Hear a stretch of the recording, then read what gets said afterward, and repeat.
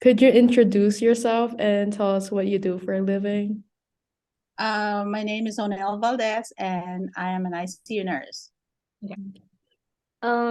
Did you know anything about your hypertension prior to being diagnosed? No, no. I was hypotensive before that. So I know that my mom and dad has that, and my grandpa and my grandma, both my grandparents have that. So, I kind of like anticipated that at some point I will be diagnosed with that regardless. Okay. So when did you first notice that you were having symptoms and what made you concerned enough to visit a doctor? So I had a accident in 2007, and that prompted me to go see a primary care physician. Like prior years before that, my blood pressure was actually on the low side. Like I was hypotensive. Not really hypotensive, it's like borderline hypotensive. And then 3 years after the accident happened, and I went to see a primary care physician, and I was 36 years old when I got diagnosed with essential hypertension, and I was not having any symptoms, actually no symptoms whatsoever. And when I asked the doctor, I said, would the accident trigger it? And he said, of course stress can trigger it, right? Which is yes. But at the same time, if you're going to look at my family history, both my mom and dad, and my grandparents, both sides, they have hypertension. So it's part of family history. So, of course, it got passed on to me. Mm-hmm. I was not really heavy when they first diagnosed me with essential hypertension. So I'm thinking that it was the car accident that actually triggered it. Mm-hmm. So yes, I'm thinking it was the stress that triggered that hypertension, because it's what they call it, essential hypertension. It's basically like, usually majority of that would be passed on. It's genetics. It's genetic. How does it affect you now? Well, right now I have here. So I have this, right? So Mm-hmm. I have that. That's from my employer. So this is high tech, because if it takes my blood pressure and then it automatically like downloads onto the app on my cell phone, so I could actually monitor my blood pressure. But because I know that we have blood pressure in the family, I'm watching from my diet, exercise as much as I could. I mean, I would step onto the treadmill. If I can't do 30 minutes, at least 15 minutes of being on the treadmill.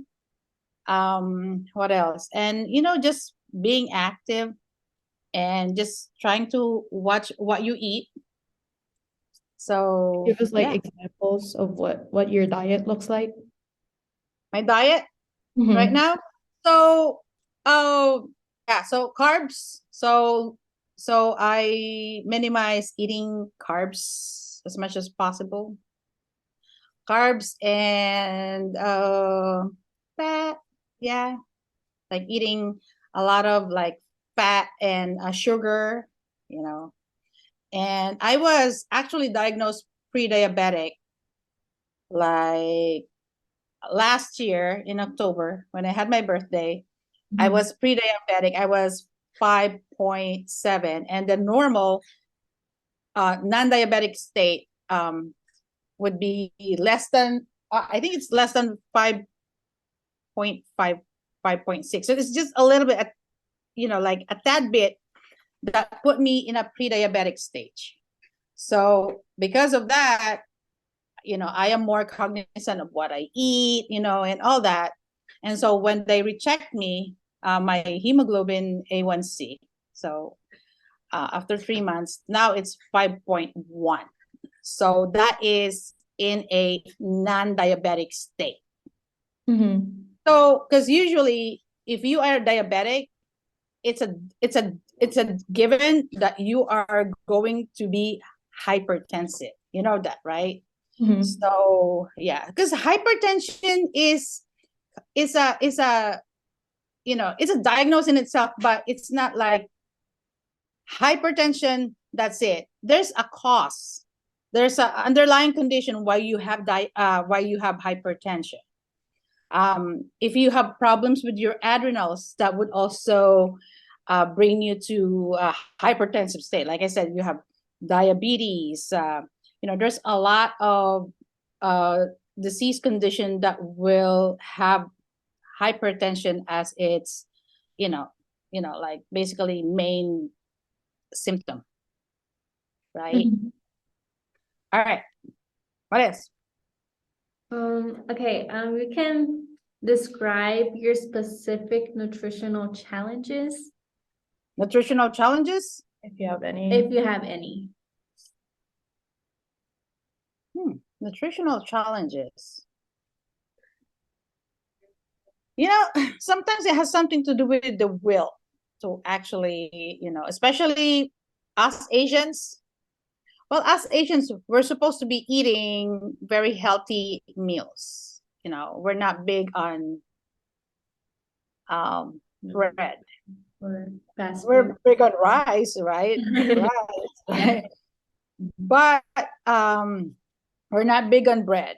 And usually an Asian meal, it's mostly vegetables, right? And lean meat. According to the CDC, Black and Asian adults have significantly greater odds of hypertension than whites. Why do you think this is though? I think it depends on which region in Asia, because Japan, Korea, if you're going to look at their diet, they're not really big into, like high carbohydrate, high fat diet, right? But if we are going to look at the diet of Polynesians, they're not Asians, Polynesians, right? The ones who live on the islands and the Polynesian islands, they love their pork, right? They eat a lot of pork, right? They love their spam, and that's processed food, right? Yeah, and for Filipinos, really bad I think diet per se, because back home everything is expensive, and what's cheap are processed food. I think it has something to do more with uh poverty Mhm. than the ability of, actually they don't have that, the ability of choosing nutritious food, because they don't have money. I mean, nutritious food more expensive, right? If you go to Whole Foods, you go to Trader Joe's, right? All those like organic, they're more expensive, of course. If you don't have money, you can't buy those organic things.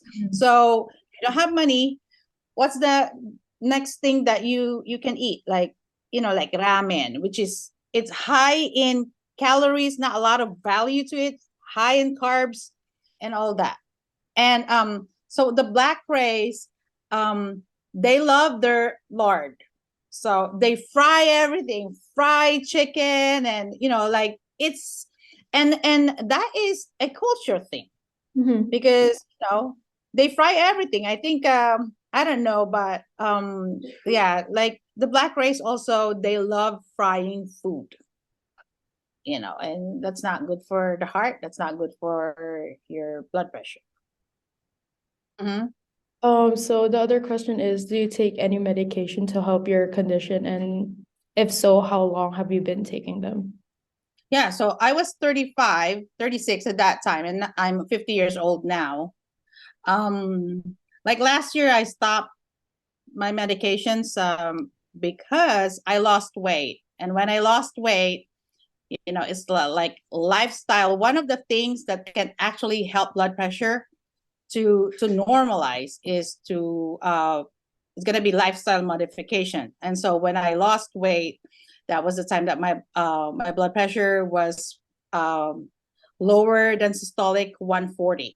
Because now, what's the definition of hypertension? It's 140 over, more than 40 and up systolic, and diastolic of 90 and up, right? So that is the the now definition of hypertension.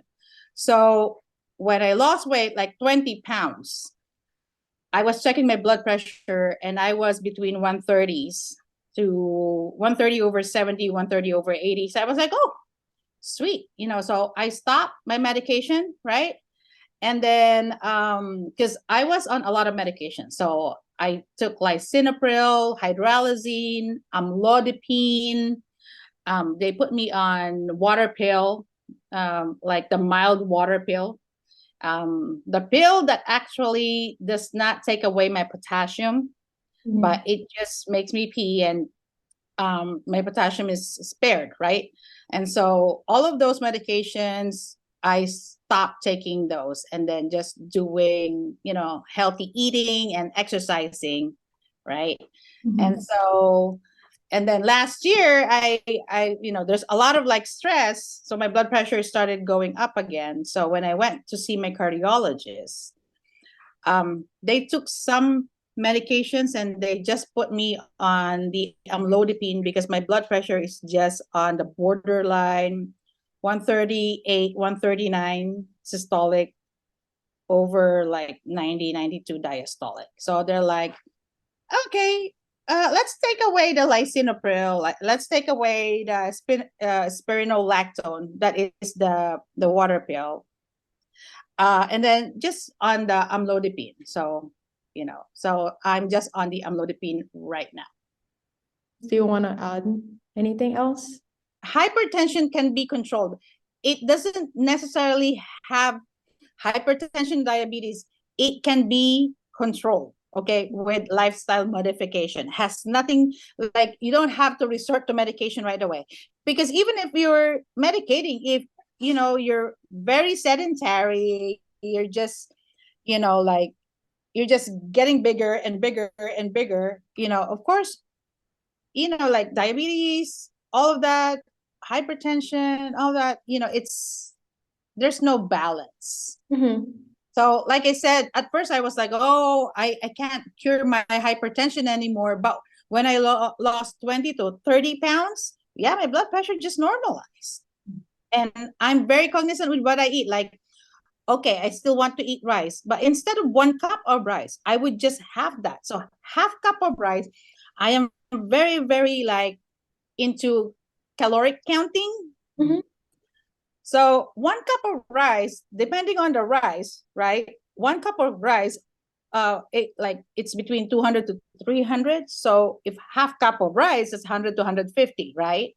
Of course, if you you made a fried rice, that's a lot more calories, right? So sometimes it's a matter of choosing what's healthy. Like I think basmati rice, brown rice are a little bit less in calories. So if you're into that, might as well just, like, try to count your calories. Yep. Thank Are we so done? Thank Yeah. you. All right. Okay. Let me know what's your grade. Okay. Thank you. Bye. Bye. Are we done? Wait. Oh, why did you turn it off? How do I stop Oh. the Remove. Bye. Bye. Are we done? Wait. Oh, why did you turn it off? How do I stop Oh. the Remove.